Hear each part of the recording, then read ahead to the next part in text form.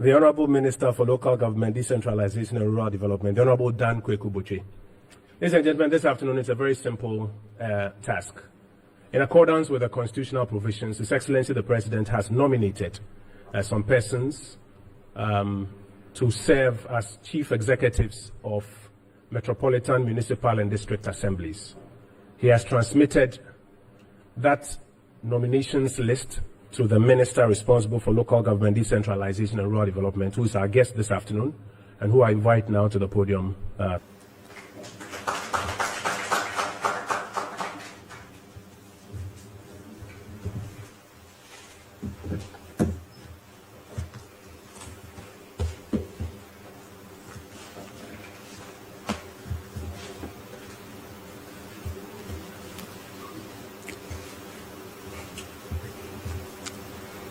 Thank you, Minister for Information. Thank you. Thank you, Minister for Information. Colleague ministers, members of Parliament, distinguished ladies and gentlemen. Permit me to add my voice to that of the Honorable Minister of Information and to express our appreciation for responding to the invitation to today's press conference as advertised by the Ministry of Information. The appointment of the Chief Executive is a constitutional requirement prescribed under Article 240 of the 1992 Constitution. Specifically, Article 2431 of the Constitution and Section 21 of the Local Governance Act 2016, Act 936. Mr. Minister, if you permit me, I will want to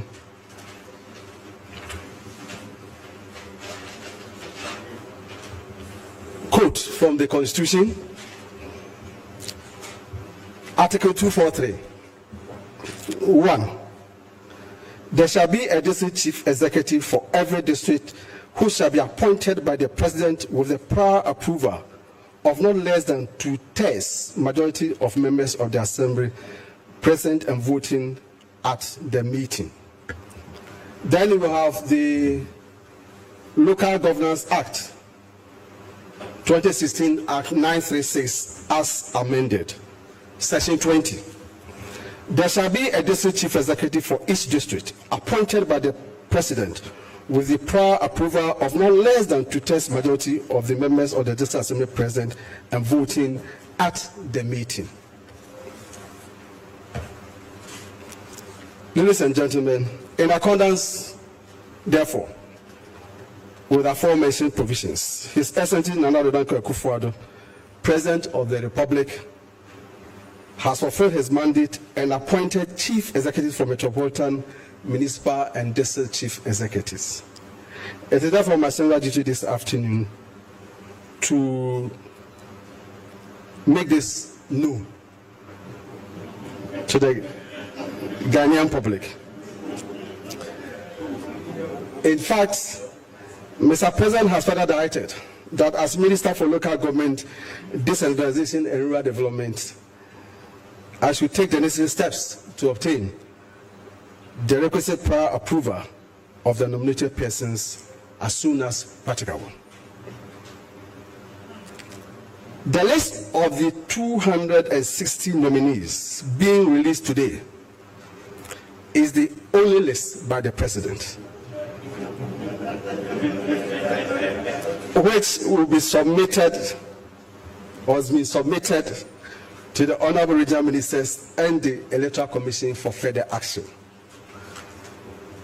Because of the era we find ourselves in, we arrived here by 1 o'clock,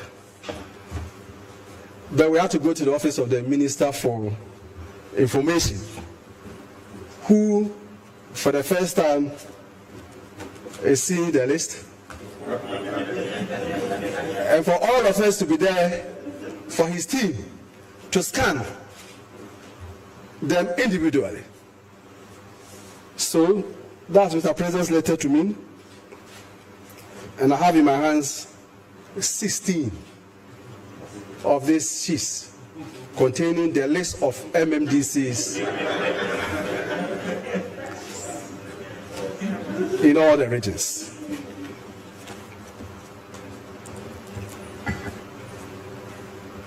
So, ladies and gentlemen, I think you all agree with me that we cannot be expected to stand here and mention 260 names. So what you will do for us, for that matter, our friends in the media, is that as we speak, this list has been uploaded, Mr. Minister, on the Facebook page of Ministry of Information.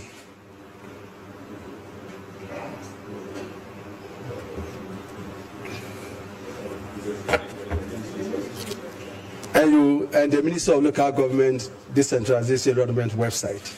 And you realize that on each of these pages, this green thing has been initiated by Mr. President.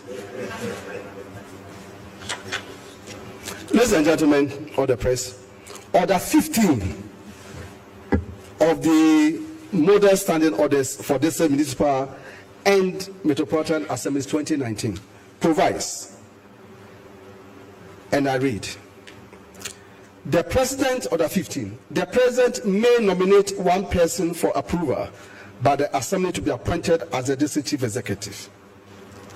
Order 15.2, the Electoral Commission shall, within 21 days of the President notifying the Secretary to the Assembly of the nomination, conduct a ballot on the nominee. Voting shall be by secret ballot. And it goes on.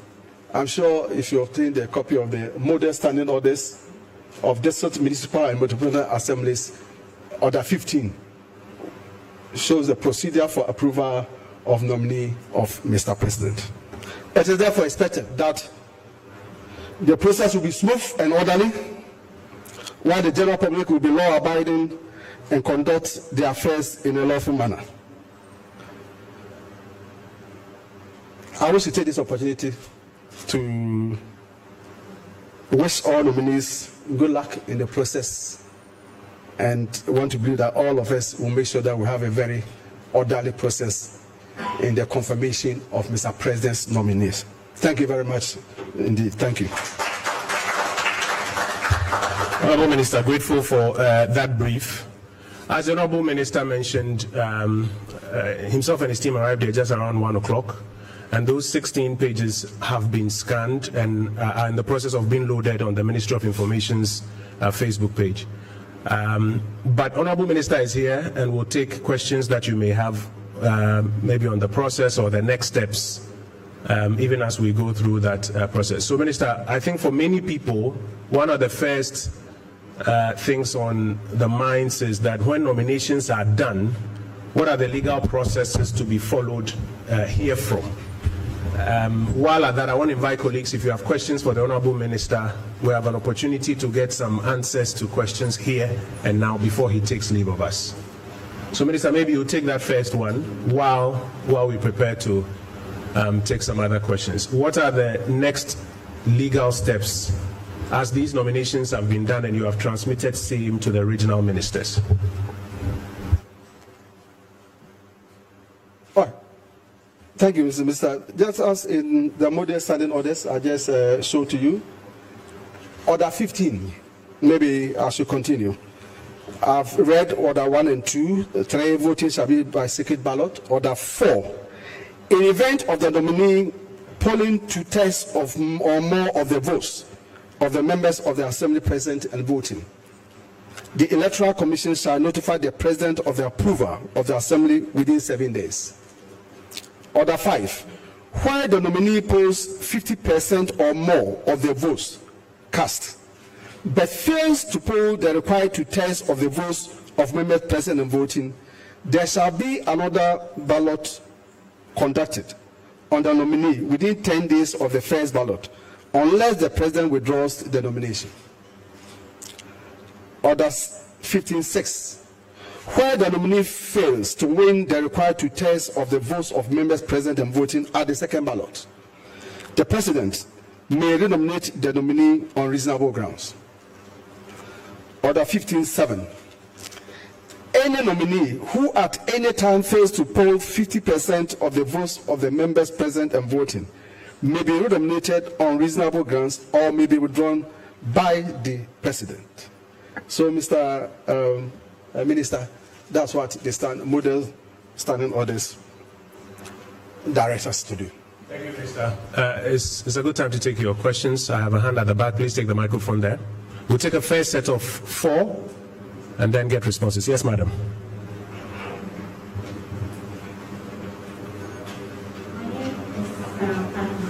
General.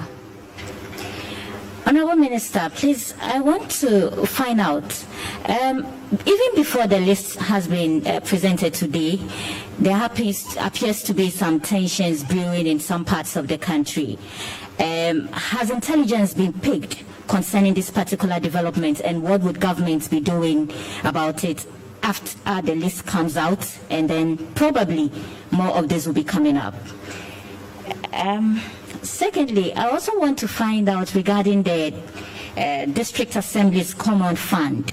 We know it has been delayed because of the fact that the list of MMDCs are now coming out. How would its disbursement be done? Would the backlogs be cleared for the assemblies?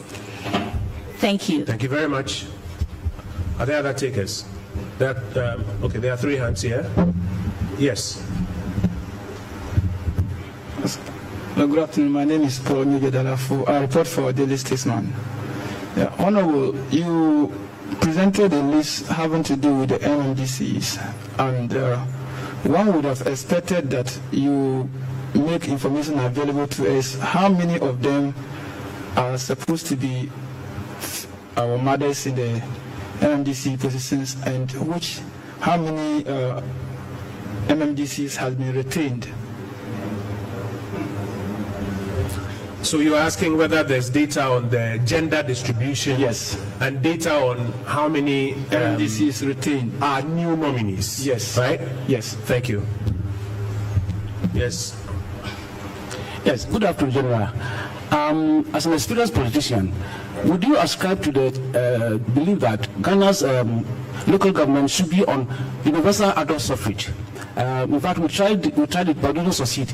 Do we have to go back or maintain the status quo? My second question is: do you believe that development in the local sectors have delayed as a result of the delaying announcement of MMDCs? Would you ascribe to that? Thank you. Say again, I didn't hear the second question well. Development in the local areas have been delayed as a result of the names long in coming. Would you ascribe to that? Thank you. Okay. Yes, is that GNA? Yes. So I'll take yours as the final for this batch. Yeah, thank you. Honorable, my first question is, even before the nomination of the MMDCs, as my colleague rightly said, has been a tension and anxiety regarding the nomination. And some people have raised concerns that because of political interests of the party, MPP, in appointing people who will help the party retain power in 2024. That's why they are delaying, so that these people will help mobilizing the party at the grassroots level to win the 2024 election, not because they are development-oriented people who developed the districts. This is the concern, if you can react to that. Then, 2, a member of the MPP, that is the Water Regional Chairman of the MPP, said because of the tension that has come up because of the delay, he is advising that those who will be nominated should be measured in their celebration. Honorable Minister, will you give guidelines on how those who will be nominated should celebrate it, so that it doesn't disintegrate the party at the guidelines for celebration? Yes. Okay, thank you. Honorable Minister, I just want to go over the questions, and then when you are done, we'll come back. Do we have concerns about potential security situations in parts of the country, and how we're planning to deal with it? There is the view that the release in the DACF allocation has delayed because these nominations have not come through. Is that true? And how will these nominations therefore affect the release of DACF allocations? There's a question about whether or not immediately you are able to announce the gender distribution and perhaps a distribution of old and new nominees. If it's available now, if to be part of subsequent analysis, you may want to let us know. Honourable Minister, there's a question about whether or not this government holds to the view of making the position of the DCE or the Chief Executive elective. So considering that we mooted it in the first term, we're not successful with the idea of a referendum towards it. Is this something that is still on the table? There is a view that now that they have been nominated, when confirmations are done, local development may be quickened as against prior to these nominations. And that view is born from a claim that some make that until these nominations were made, in effect, those positions were vacant and there was no activity on the ground. Is that view one that you ascribe to, and is it one you will speak to? There's also the claim that the basis for the nominations may not necessarily be about development, but about something else. How would you react to that one?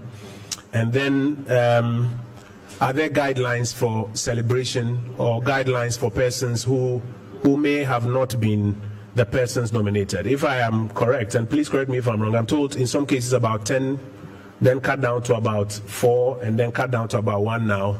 Are there guidelines for all of those who were not successful and guidelines for those who were successfully nominated? Minister, we're in your hands. Well, tension, I'm not so sure about what is being described as tension. Yes, we cannot deny the fact that we all see that there have been some agitation in some 2 or 3 places, but we are talking of 260 districts. 260 districts. The names were received on Friday. It's been forwarded to the regional ministers. The regional ministers are going to contact from tomorrow the regional directors of Electoral Commission and then get in touch with the presiding members of the various assemblies and start the process of confirming Mr. President's nominees. We want to believe that just as people were appointed to positions as ministers, deputy ministers, and other government appointees, the whole idea is service to our communities and service to the nation. I'm unable to see the point in violence that I want to serve my people. I express the desire to serve my people. Mr. President, who has the authority to be the nation, has nominated a particular person, and I choose to be violent because I was not given the opportunity to serve my people. So far as I'm concerned, and so far as I said, all well-meaning Ghanaians know, all that we do, those of us standing here, including Mr. President himself, and all those who aspire to positions of trust, is we are aspiring to serve our motherland.